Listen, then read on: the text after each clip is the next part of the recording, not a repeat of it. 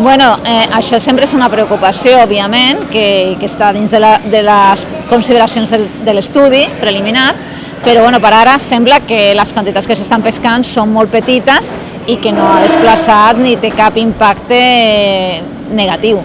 De fet, els pescadors estan contents de tenir una altra espècie que poder pescar i diversificar la pesca. No és una espècie com el cranc blau que pugui fer malbé les xarxes de pesca, sinó que simplement és una espècie que és apreciada.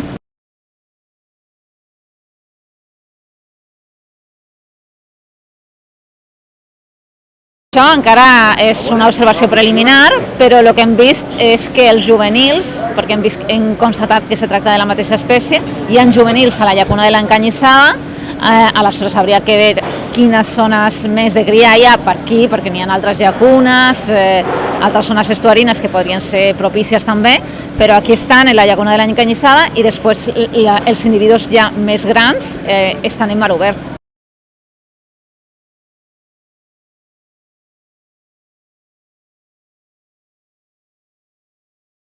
Els exemplars que s'estan pescant en mar oberts tendeixen a ser una miqueta més grans que els d'aquí, que l'autòcton, però les mides se poden solapar.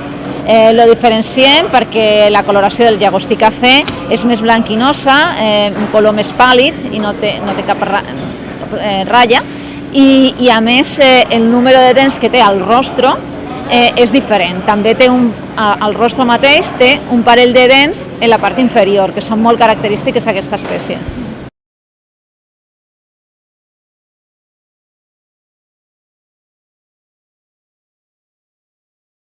Clar, això és una cosa que s'ha d'investigar. El que s'ha vist és que aquest any és quan aquí al sud hi ha hagut més i ha sigut sobretot octubre-novembre quan han trobat que hi havia un pic.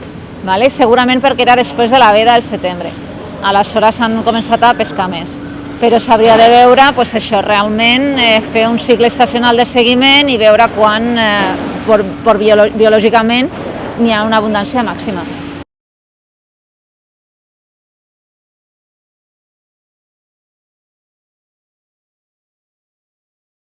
Sí, és una espècie comercial, està dins del llistat de les espècies comercials que es poden vendre a qualsevol llotja espanyola i fa un parell de mesos que ha aparegut.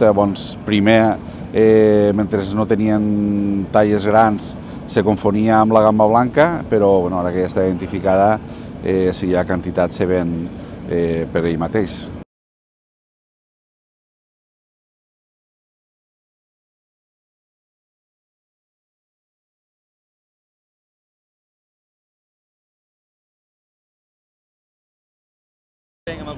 Sí, amb l'escalfament de la mar ja en tenim noves espècies que abans eren més de latitud sud, com ara la gamba blanca, que realment ara mateix tenim unes captures molt importants i que passen a ser una part important també de l'economia local, que és un producte molt bo, i també espècies menys abundants però també noves, com ara l'ossorell blau, que és una espècie de sorell així més ample que el sorell normal.